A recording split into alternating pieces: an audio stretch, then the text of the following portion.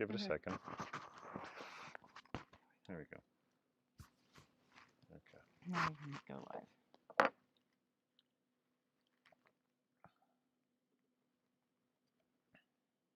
I can't remember if we decided whether or not it's actually going until. Oh, now it's live. Now Hi. Hi. I'm Nick. I'm Jill. And we're HipStrings. All right. Why don't you do the intro while I check Great the audio Mashup again? Spin Along. Ask Me Anything Part 2. So this is going off of my Ply article, Combining Fibers for Consistency. I also call it a Great Mashup. And tonight I'm going to show you some examples of things, some finished items from previous mashups. And then I've got a big pile of fiber over here, and I'm going to talk about how I would possibly divide it or, you know, turn it into different projects. And we're trying something new. As you may be able to see here, we've got a second video right there that you can see there that is showing right there. Is that confusing enough? Hopefully. That's my goal. We have an error. Yeah, well. Yeah, it's just buffering. Oh, okay. As such, viewers will experience buffering. We've seen that before. So it's cool. Okay. So, okay. Okay. So go ahead and So I'm going to talk about what's finished this items mess? first. Okay. So some examples of what type of things you might be able to get from doing this technique. So I like to spin for big projects, and that's why I started doing this whole combining different fibers, because I don't usually buy an entire sweater quantity at once. That would be boring. Well, it's also the thing where sometimes a braid just speaks to you, right? Yes. And you don't necessarily know what you're going to do with it, but you just got to have it, right? So there's a lot of that involved. So it can be as simple as like this sweater, right? Okay, yep. So this is one of Nick's favorite sweaters. And all I did was I had... we can also show on this camera. Right? I think I had like 18 ounces or something, or 20 ounces of one colorway, but that wasn't enough for a sweater. So I added another like 8 ounces or something of something I had that would match, and 2 plies. This is all Rambouillet. 2 plies are one of the colorways, and the 3rd ply was a different colorway. Yeah, and don't worry about keeping track of any of that stuff. Just recognize that really simple combining fibers. It's the same base, 2 different colorways that kind of go together. Yeah. Ta-da. There you go.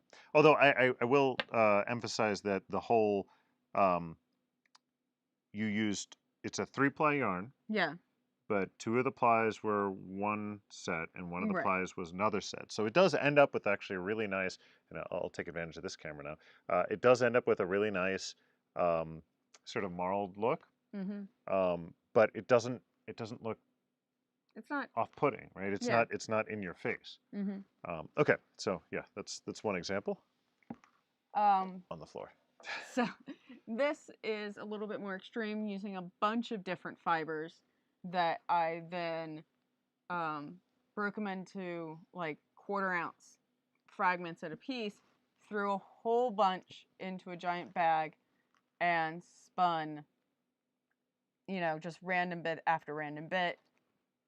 Had random bobbins, made 3-ply. And this, because it was just a massive amount of fiber in a bag, I actually got enough yarn to knit you a sweater and knit Chris, our littlest, a sweater too. And there's still more yarn. So I'm actually going to unpick the hem of this and make it a little bit longer so he gets another season out of it. Yeah, this one's not mine. This one's the little one. And then if you really want to go crazy and you have access to something like hand cards or a drum carder, then you can start throwing together fiber and making hand carded bats, where you really don't have to pay attention to things like staple length or, you know, how similar the fiber is. And so the sweater I'm wearing was the first one. There we go. Of that. which was mostly pinks and purples and a little bit of gold and yellow and stuff. And this is actually the sweater I made during the first Great Mashup Spin Along. So if you want to go and see the planning for that, you can go back and watch the videos. Yeah, this is the finished sweater. That's the end result. Yeah. I did the same thing and got the yarn for the sweater that Nick's wearing, which is from Hand Carded Bats. And then I liked it so much that I went and for Tour de Fleece this year, I did a very simple recipe for my bats. It's like, it was,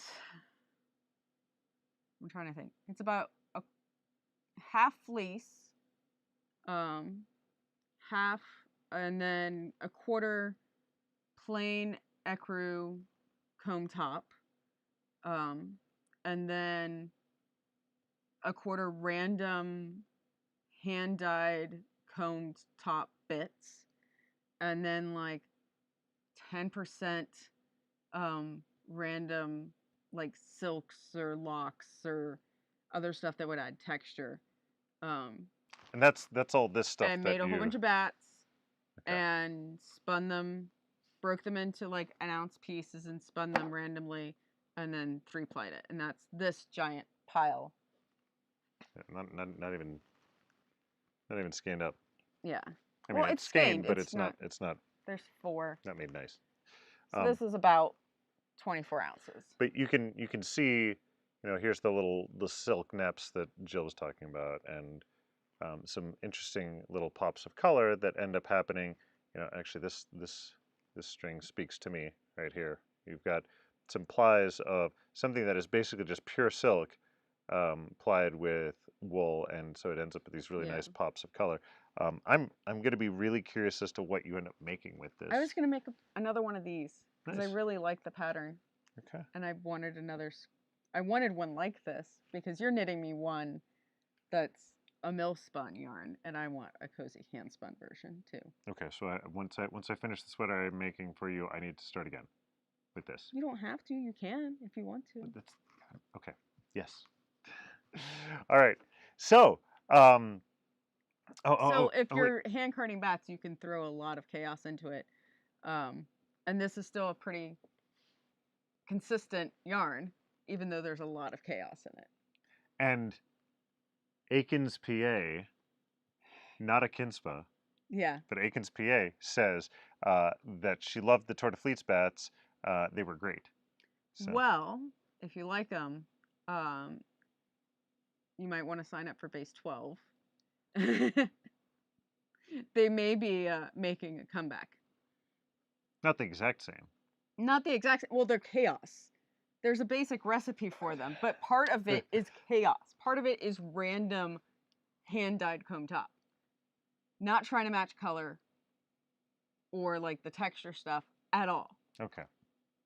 All right. So you've shown some pretty good examples of stuff. Yes. Right? Of stuff that you've made. We're going to be wearing this stuff until we overheat. But what's the whole point of this? Well, this is to inspire you to go stash diving. Great. Okay. So I did my own stash diving. All right. Okay. On the fly. So I've recently had some stash acquisitions. Okay. As well as pulling out some stuff that's been there for a while and I had forgotten was there. So I just pulled out a whole bunch of hand-dyed comb top.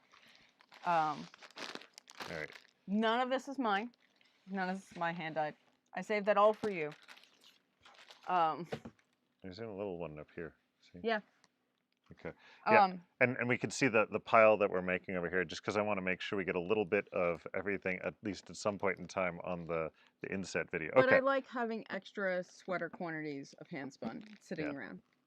What an excellent excuse for a stash. I only have like 2 hand spun sweater quantities of yarn right now in the stash. Yeah. Okay. So there needs to be more because one's going to get used up soon. Because you're going to knit me a sweater. Yes. Okay. And this is a great opportunity for me to make my typical joke of not only is it great to have a large stash so that you can go stash diving and be creative at a moment's Mm-hmm. notice when you're feeling it. But it also makes excellent insulation if you store it on the outer wall of your house. Yeah. Okay. Okay. So I've got this big pile. Not all of these are the same fiber. Some of them are. So they kind of all go together, but not quite, right? So I'm gonna pull out There's some. a lot of purple in here. I might like purple. I don't have a purple sweater yet. All I right. have a pinkish purple sweater, Yeah. but not a purple sweater. All right. So I need a purple sweater. Okay. So first, I'm gonna go based on fiber content. My favorite sweaters are kind of the super floofy medium wools, kind of in the like 21 to 25 micron range, because they wear really well. They spin up nicely. Nick abuses his sweaters, his Rambouillet ones, and I've had really good luck with using those type of wools. So in here, there's some super fine merino silk. That's not going in the pile. That's too nice. And this is merino bamboo cashmere. That's too nice. Though these two together would be nice. See how this works? Okay. Okay. So now we have things that are, so there's Rambouillet, Targhee. This is South American wool with the viscose naps. So I try to go by main component. So this is like 80% South American wool, 20% naps. Anything in that like 20% or less, I don't think is going to change things too much. So you can combine this, is what you're saying. You can combine this. But if this had like If it was 50-50, then I wouldn't. right. Also, 50% naps would be ridiculous, but that's another story. This is a special blend of Finch, Charolais, and Rambouillet. So that's medium wools. This is Rambouillet. This was Polworth. This is Hanui, which is this is 24.5 micron Hanui. That's a New Zealand breed. Rambouillet. And this was. Is this tagged with the wrong thing, or is this? No, That's that's the right that. one. Okay. This is this. I thought. I don't know exactly what this is, but it seems like Targhee. So we're going to say it's Targhee. So now, these are all.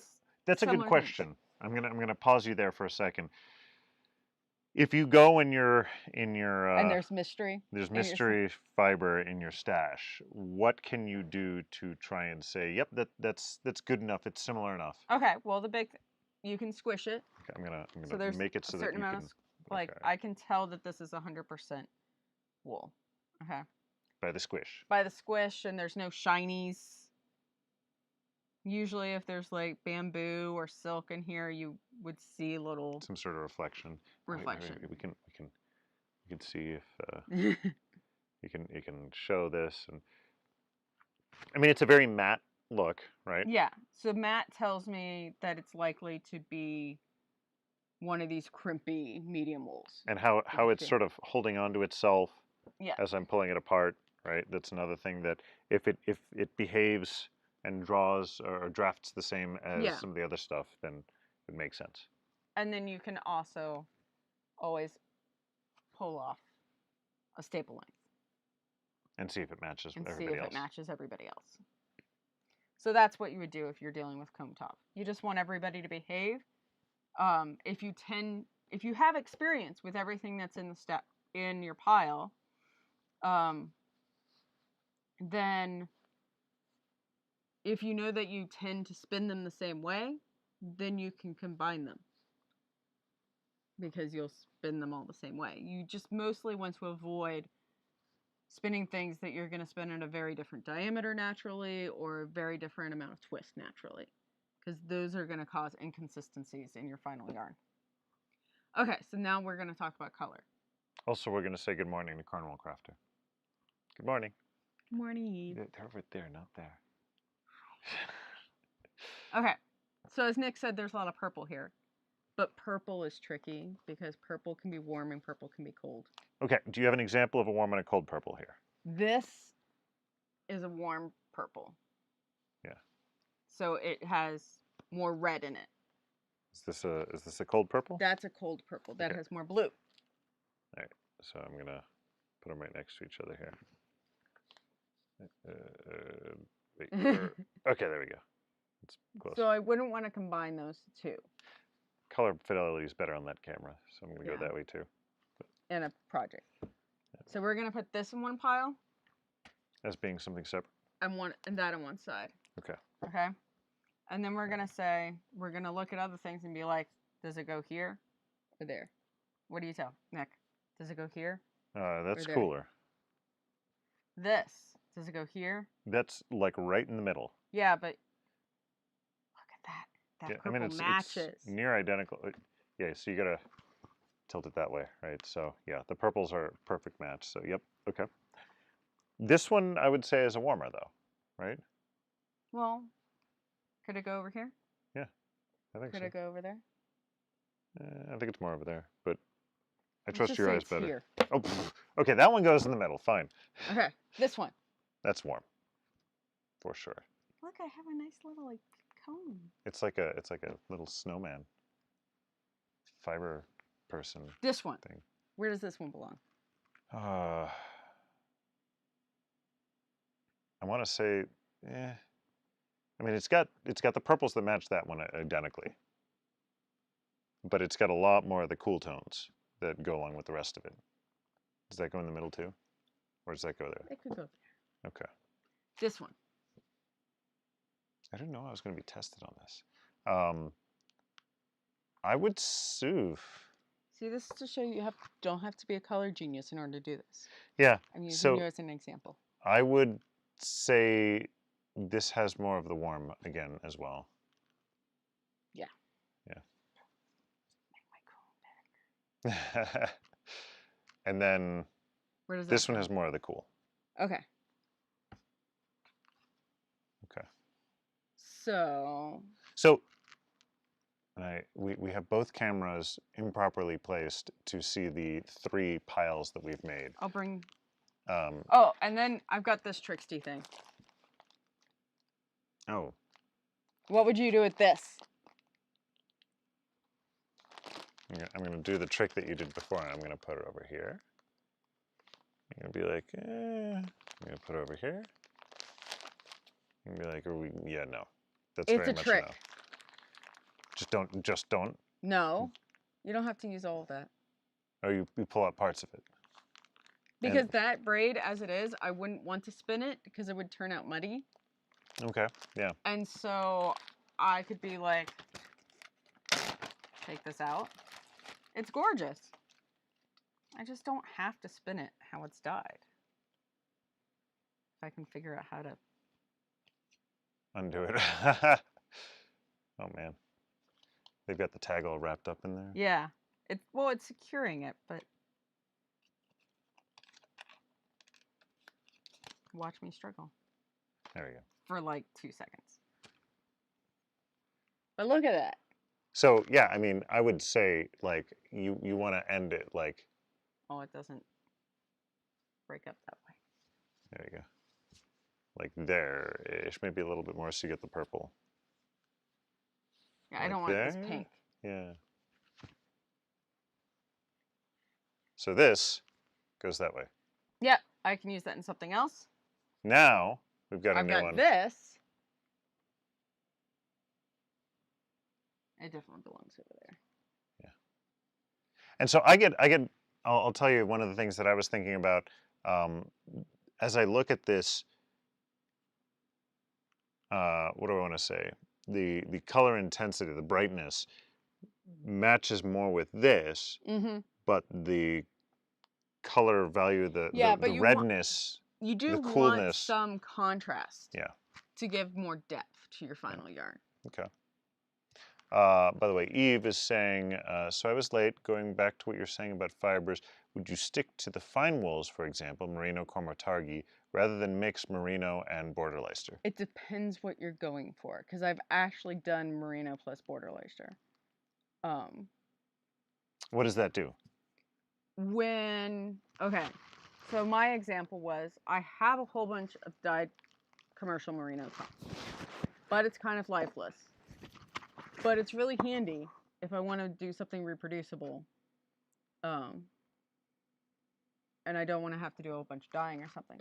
So I took a bunch of merino, but I wanted to bring it to life, so I added some Border Leicester fleece to give it some body, because it was for a yarn that was going to be a single.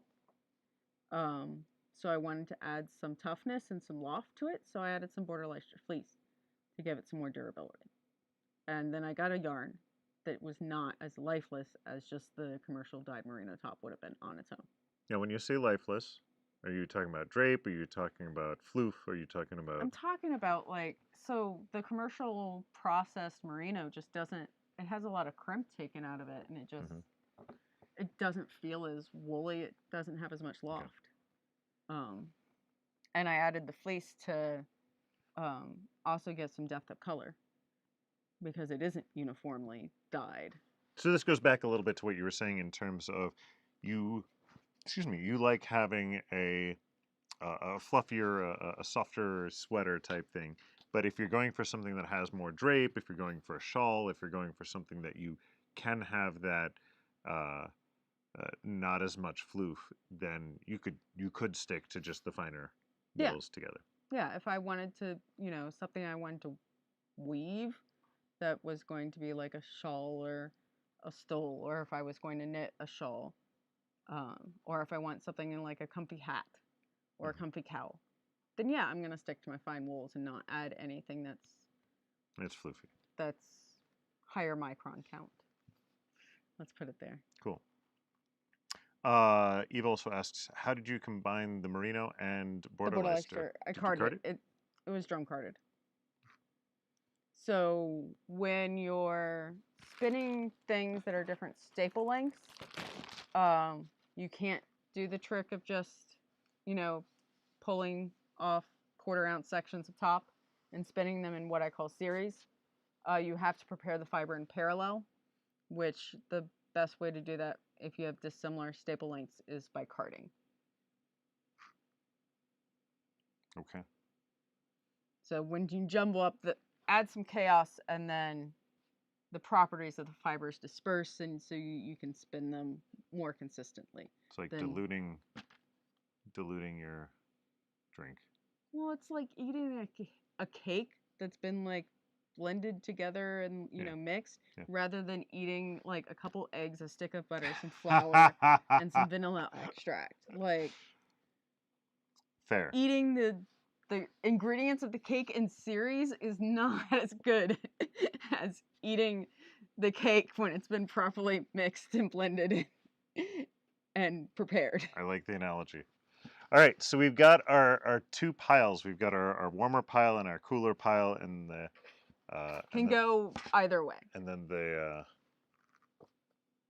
all right, there we go. And then it can go either way pile. So this is 3 ounces.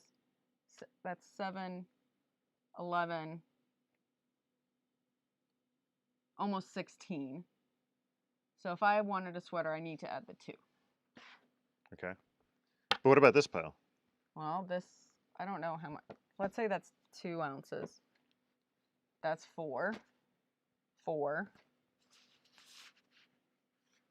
So I've got 10. It's 100 grams. Yeah, which is 3.5. So that's 7. So that's 17 ounces. So how much do you need for a sweater? I usually spend about 24 ounces. Okay. So I just need to decide whether or not I want this set of colors or that set of colors. Because my ones in the middle are making it possible for me to pick one of them, but I can't pick both. What do you think? What pile do you think I should go with? Bright colors make me happy. Bright colors make you happy? Yeah, so I think going this route will be the brightest. Okay. What do you think? I was gonna go the other way. Okay, well, it's your sweater. Come on. You No, go the other way. I think I'm happier with this pile than that pile. Why is that? I don't like these two together. Okay. I like this with these, or those together, but not all of them. You don't need to keep that one in. You can. But then I wouldn't have enough You for don't a have sweater. enough. Okay. So this is a happy pile. Okay. Just go away. So I do this a lot for, like, I was helping a friend picking out skeins for the Stephen West Mystery Knit Along, which is 5 skeins of fingering weight that have to coordinate, have enough contrast, can't be highly variegated. It's a skill. I put one together for myself from Stash, and I laid out probably a good, like, 24 skeins of yarn and just kept on, like, putting them together and then subtracting. So it is very useful if you're wanting to do something like this. Lay everything out. Get a nice table. Get a nice table. Lay everything out. Like, start amassing your dragon's hoard of what goes together, what could go with other piles, like what I just did.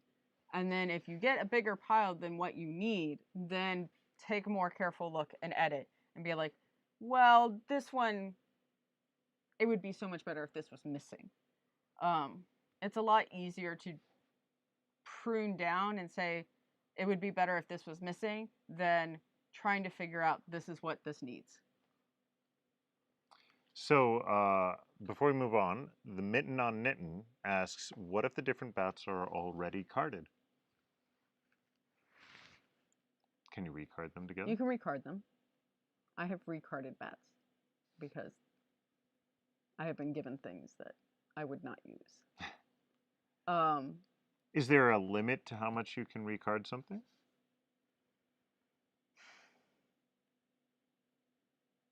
Depends on your carder. Okay.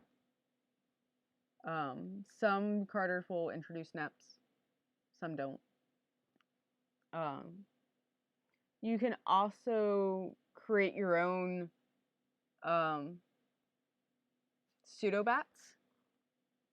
So you can take short segments, like, get yourself a little bit of bat and then lay on top another small little bit of what else you want to spin with it and stack it up, and then spin from the stack. You roll it like a faux log and spin from the side, and that should blend it enough that it would be better than what you would get from spinning things in series or spinning each bat as a different ply. That's a no fiber equipment way of blending fibers. And I learned a new term now, faux log. Yeah. Which is like a row log, but not. Well, row logs you pull off of a carding cloth. Yeah. So a faux log is just a staple length of fiber that you roll from one end to the other end of the staple length and then spin from the side. And Eve says that she wants cake now, so thanks. It's morning for you. Nick makes really good cake. But I'm sorry that you're all the way over there, not here. That's another podcast. Yes. All right. Okay. So you've got your Dragon's Hoard. Yep. Where do I? There's a hole. Okay. There's even like 2 different types of colors of nets in there. Yeah, that was what that was one of the things that put me over in this direction, because you've got the 2 neppy sets that I thought would work real nicely together. But see, like, there's matchy things across different braids. Yeah, I like it. And this will provide the nice contrast. And there's a little bit of contrast because there's the little bit of green. So, okay. What's the next step, right? So the next step would be to take all those braids apart, rip them into, like, staple lengths. I usually make them into little garlic knots, and then throw them in a bag and randomly spin. And then I usually wind off onto storage bobbins to create even more chaos. Okay, so and what you were talking about in terms of little knots, I might do a little bit longer than that. I might do more like a quarter of an ounce. You already did this. So I already did that. So, but what you're saying is in order to it's keep a little it controlled, just make a little knot to keep it under control. Yeah. Right. Throw it in a bag. And then throw it in a bag so that. And then just when you're spinning, try to make sure you don't spin the same thing twice. Mix it up. You literally make it a random combination. Yeah. Chaos is your friend for consistency. All right, so I'm going to start helping you, right? Oh, so, awesome. what were you saying in terms of length? So you want a little bit more of the staple length. So like this? Yeah. Shoulders width apart. Pull. Okay, I ended up making something wrong here, but that's cool. Wrap around your fingers, pull it through. So there's something liberating about doing this. And this whole concept is Julie Marino's fault because I took a class with her and she put a giant pile of fiber on the floor and was just like, pick stuff and we're going to spin it. Like, you're going to spin a little bit of color A and then spin a little bit of color B. And it was treat fiber like a paint box or a box of crayons. And it was like, oh, okay, I'll just take apart my... Just too small? No, that's good. It should be a little bit longer. Shoulder length. Shoulders width apart. That's what I'm doing. It's just not breaking at the right point there. Eve says that you should send them some of my cake. And so we'll have to tell the story of fail cake. Yes. So we have a friend, Meredith, who every year for her birthday, her dad sends her a cake in the mail. It is called fail cake because there's not great lengths made to make sure that the cake arrives intact. And part of the fun is to see exactly how destroyed the cake will be in the USPS mailing system. I have gotten to enjoy several fail cakes. It actually still tastes good, so. Yeah. I mean, it's not meant to be pretty. It's cake in a box with, like, tub frosting. But, you know, there's always something special about getting cake from your dad. So you can start to see that as we're, you can't see all the ones that Jill is doing, but as we're making these, the ones that Jill's making much prettier than I. I may have some more practice in doing this than you do. Yeah, well, but you can start seeing that these braids that previously looked very blended and bright in color now are coming into individual color segments. Where's my end? So we'll do questions while we take fiber apart. Yeah, because I think this is basically the rest, because you can't spin from the high chair that you're sitting on. No, I can't. I mean, unless you do a spindle. I need to fit for the microphone again. So any questions? Or did you guys just want to watch us banter and tear apart fiber? And me accidentally keep on punching the wall of bags next to me.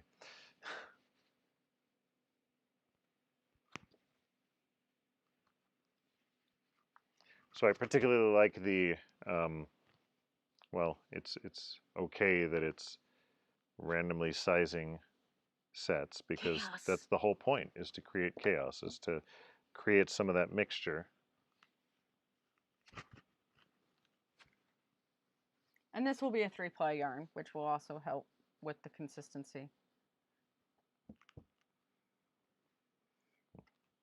And I don't worry about mud with this.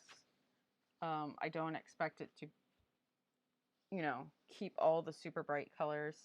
I want to tone them down a bit, and that's why it's okay to have some complementary colors in here. Okay, I did one. On to the next one. But I promise it won't be mud, because this is not mud. This has orange and purple in it, and it is not mud. Eve asks, presumably, if you don't want stripes, you would card your braids together? I mean,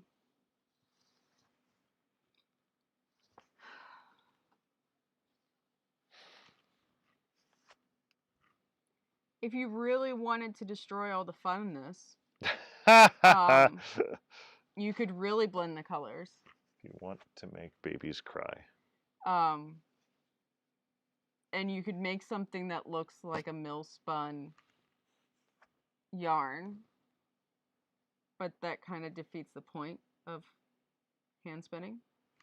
And what I really like about this is you end up getting sweaters that are definitely unique, and you don't have to alternate skeins. So it's not like hand-dyed yarn where you have to alternate skeins to make sure there isn't pooling. This, because the fiber fragments are fairly short and split up, you don't get really long stripes. There's generally just a lot of color mixing. And so it ends up looking fairly uniform. There's have been other combo spin methods that use longer bits of fiber, and those tend to have more distinct striping. Because I use such small fiber segments, colors tend to be around for maybe a couple inches, and then they mix into something else, and so you get something that's much more, I don't know, watercolorish, impressionist. Sorry. So, and I think that Than that's barber pole, and that is also helped by it being 3-ply. That's also key to keep the chaos going, right? Yeah. So you want to make sure that there's randomization, because if you go in and you keep grabbing everything from one braid, then yeah, you're going to start getting some striping, and you're going to get color some blocks and weird that blocks. kind of So that's why you put it all in a bag and you mix it up real good. So the Mitten on Knittin asks, so if I used fleece and then carded that, then pulled all those bits and pulled all those braids, that prep would even out the prep and make different things work together. And then there's the comment, but I chose silk too. So I don't know if you want to address the two different parts. I mean, if you have all those components individually and you don't want to do another round of carding, you're going to get a less consistent yarn because you're dealing with fiber that's not as well blended. For doing this like serial spinning, you really need the fibers to be alike in property. Like they need to be a similar staple length or a similar crimp, so that your grist and your twist is the same for each segment. So that's why I can kind of do this whole, what I call spinning in series. Once you start mixing up fiber characteristics, then you need to depend on a more chaotic fiber prep. And carding is really the best thing for that, and to card things together in bats or row logs. And you can either try to go for, I try to go for consistency in fiber characteristics. So if I'm trying to blend silk and, like, let's say we're doing a Romney alpaca silk blending together, I'd want to card those all together in the same percentages in each bat or row log, so that, you know, what I'm spinning at any given time is has the same makeup, because that will have the same grist and twist and give you a consistent yarn. This is making me overheat. Sorry, I have to. Yeah. Turning away from me.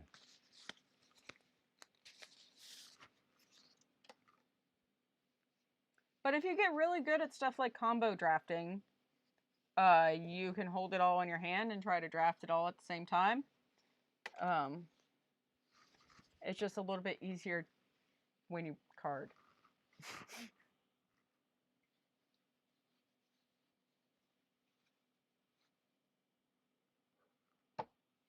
This is why I like to play with big piles of fluff and then decide like what I'm going to do with it before I do any extra fiber prep. So what you're saying is that if people don't have the ability to make those selections, they just need to buy more fiber. Yes, they can hunt down more fiber. You know, you can also be like, okay, I want these things to all go together in a project and put them in a bag and then do the fiber prep. Yeah. Now, if you're going to be doing that, right, you're going to be doing these mixtures and, you know, silk with something else. Yeah. How would you recommend? I mean, basically, you do this, you split it all up, and then you randomly select as you're making your bets. So what I do is I actually write down kind of a recipe and idea of what I want my percentages to be. And I weigh out, I figure out what, you know, what size bat can my drum carder make. Main drum carder I use, it's about 2.2 ounces is what I make each standard bat. So I base my recipe on that. I write it down and then I weigh out components and put them in a bag. So each bag, like I'll take a Ziploc bag and that has all my components for a 2 ounce. And I even, if I'm really trying to do something that's really consistent, I even list the order on which I put it in on the drum carder. And things usually get 2 passes. So the second pass kind of mixes things up more. But that's how I do it. I'll divide, I'll weigh it out, the components, put them in a bag, and then do all my carding. Is too long? No. Okay. Now, I've been noticing that some of these groups, obviously these braids are fatter than others. Yeah. And so even though we're trying to get the same sort of length, that you're going to end up with more fiber in one section than another. And that's okay. Random chaos. Random chaos. You got it. You have twist in that. That's why it's Is it? tough. Yeah, you had Okay. it slightly twisted. Okay. So you have to know when to embrace structure and when to embrace chaos. I mean, it's good life advice too. If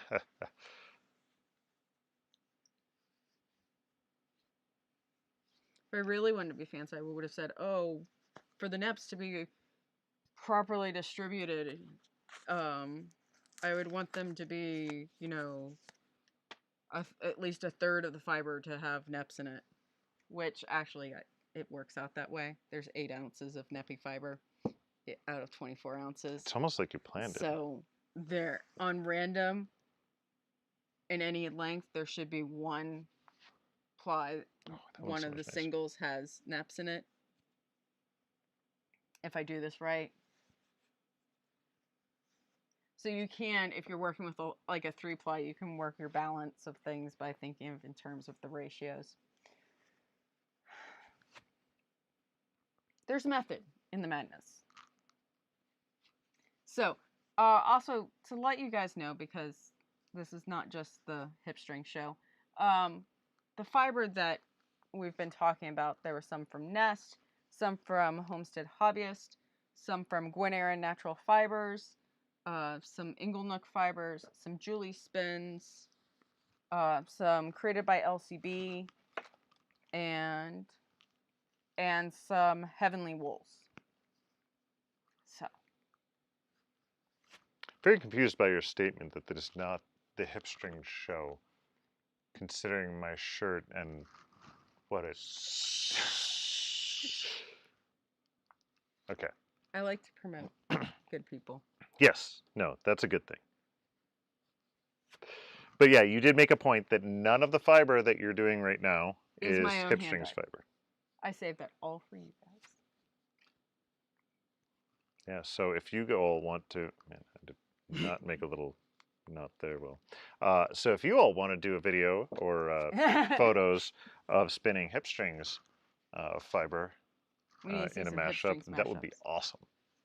I have, well, I have a sweater. I didn't bring it down. That is a HipStrings mashup. That's Yeah. somebody who spun two plies of one blend and a third ply of another blend, and then plied them together. Is it the unicorn one? It was Space Unicorn and Yeah. Turquoise. Yeah. That was awesome.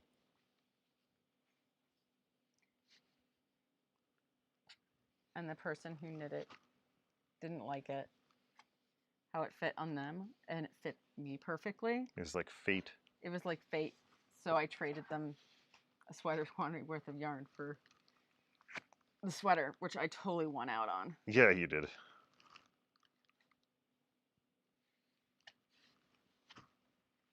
But see, doesn't this look like a nice cohesive pile of little fluff bits? Yeah. And there's there literally was no prep for that. I was in fact on the spot. And it wasn't bad. There was only one thing that you told me I did wrong and you corrected me for. No, but And that was a trick question.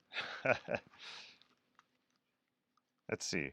So Eve asks, when is HipStrings UK going to be a thing? After HipStrings get to visit the UK? When we're allowed to leave the country? Well, we're allowed to leave the country now. No, Not our children. After the 8th, I think it is. Isn't it? I mean, no. Wait. We could go to the UK. There would be a lot of testing and our children wouldn't be allowed. That's right. So, but yeah, we should totally try to plan like a trunk show or something in the UK. That would be fun. Sam, well, we'll see what Sam can bring. Sam's going to bring me fleeces in the UK. All right. So there you go. We're done. That wasn't too bad. So maybe in like 6 months' time, this will become a sweater. But this is supposed to be for the spin along, right?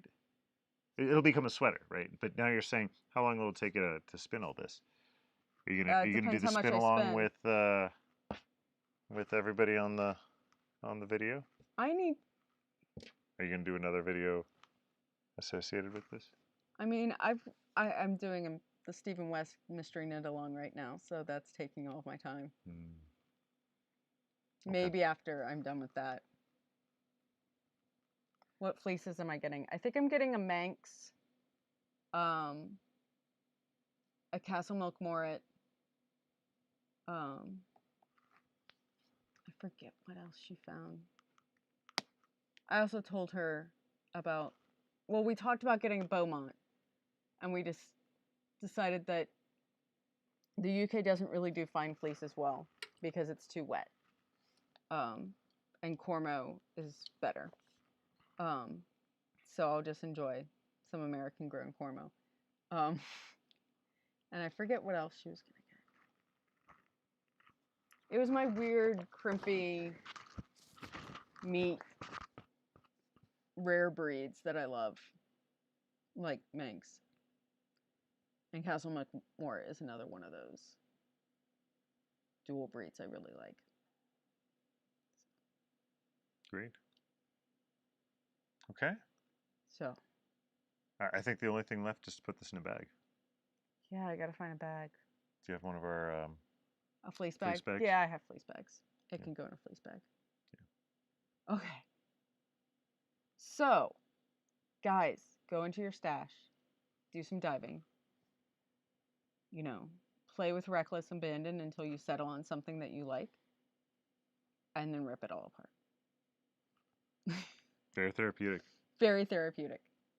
And you can even get someone who is not as experienced to help you out, so it goes faster. Mm-hmm. I can't say I'm not experienced in spinning.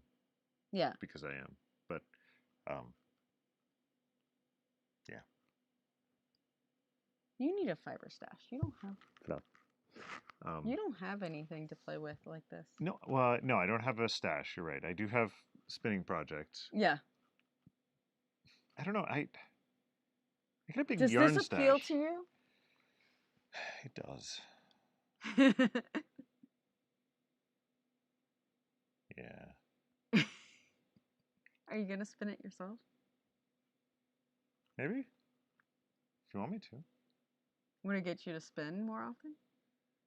I know you have a sweater to finish. I have a sweater to finish, and I have the alpaca that I'm spinning that you know I've been spinning for years now. So Okay. We'll figure out next project soon. the Mitten on Keep Knitting talking. suggests we should do a time lapse of spinning all of this up. Oh gosh. That'd be cool. Yeah. It'd take forever. I think I usually take about 6 weeks of spinning to do something like this. Because that's 4 ounces a week. We'll have to figure out how to do a time lapse camera. Okay. You spin much? You spin for depends on the base year. 12? I spin for base 12. It depends on And the you time spin of a year. lot as a T-Rex? Yes, yes. If there's So it's been light lately because there's been no T-Rex spinning. Yep. Yeah. Oh well. T-Rex will come back to Maryland. Yeah. There was something I was spinning quite a lot. You had made a new bat and you wanted me to spin it, and it worked out well. But I have that over there. Yeah. I need to finish that up. Yeah, I got plenty. I kind of have a stash. You have some old HipStrings stash that needs to get spun up. Yeah. Mm-hmm. What's that? I've got washed up. I've got washed up. I've also have some malachite. Yes. From like the first run batch of malachite. Yeah. I do have a stash. You do. It's just not all in one place. It is all sorts of random colors and fiber contents. Yeah. Yeah. Like a good stash should be. All right. Not very compatible for. I may have specifically shopped to add more purples to my stash for this last weekend. All the Gwinnett braids, which are like over half of that pile. Oh, those are brand new? Oh, those are brand new. Okay. I may have shopped with a purpose. Yeah. So we've done our job. The Mitten on Knitting says that, well, thank you. I have to go back and rethink the choices I've made. So good. You don't necessarily have to change them, but rethinking them is a good idea. Possibly going with a new approach. Or adding to the stash. Or so adding to the pile. Augment what you need. All right, and so let's close out with how much are they going to need for a sweater quantity for like the sweaters that you made for? So I make sweaters with a 42-inch chest, usually, and I don't do things like cables, and I don't have a particularly long torso. So I usually spin up 24 ounces for myself. That is usually enough also to make a sweater for Nick, who is also a 42-inch chest, but has a longer torso and arms. But like the sweater he was just wearing, I ran out of yarn and I had to use something else for the ribbing at the end because I needed like an extra 2 ounces of yarn.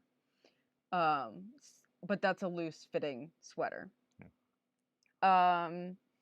Generally go by your own default spinning. Some people spin more densely than others. You'll get more yardage if you're working with carded stuff than comb top.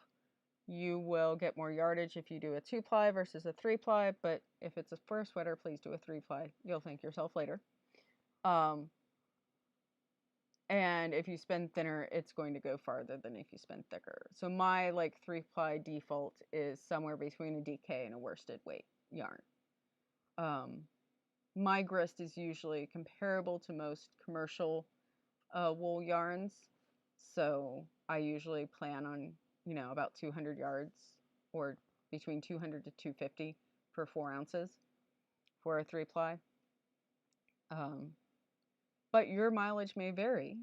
This is why you should sample and get a feeling for how you spin, because it'll help you plan projects in the future. And always usually plan for 10 to 20% more yardage than what a pattern calls for when working with hand spun, because you really don't want to be cut short. And you can always find uses for extra hand spun. Yeah, I was going to say, you can always make a hat to go with the sweater or mittens or something, depending on how much extra you have, right? So, cool. Yeah. All right. Well, that gets us to 54 minutes. Woo-hoo. Do you want to spend the last 6 minutes? Or? Oh, do you have a dad joke for us? Oh, no, I don't. You need to stall. I need to stall. I had a couple that I was thinking about, and now I forgot which ones. I'm trying to I always get put on the spot, and then I forget them, so I have to look them up. Yeah. So next month, there will be another live stream, and that will be focused more on, well, now I have a whole bunch of hand spun yarn. What do I do with it? Because you don't have to make these piles, you know, sweater sized. They can be blanket sized. They can be shawl sized. They can be hat sized. They can be, you know, sock sized. So you can, you know, take little itty bitty bits of fiber. You know, oh, I don't like this color in this braid. Let's take it out and use it somewhere else. And so we'll talk about, okay, now you have some hand spun. How do you make it into a finished object? So that'll be about characterizing your yarn, swatching, and looking for patterns. What patterns go well with hand spun? Have you not? I found a couple of classic ones, but I'm You really forgetting want some of something the good? new ones. Well, so like one of my favorite classic ones is, what's the temperature of a tauntaun? Lukewarm. Lukewarm. Yeah, that's very much for a niche audience, I Yeah. think. There was a cute one. A Our son comes up to us and says, "Daddy, I can hear the birds, but I can't see them." And well, my response is, that's because they're in disguise. You're welcome. Have a Good good night, night. everyone.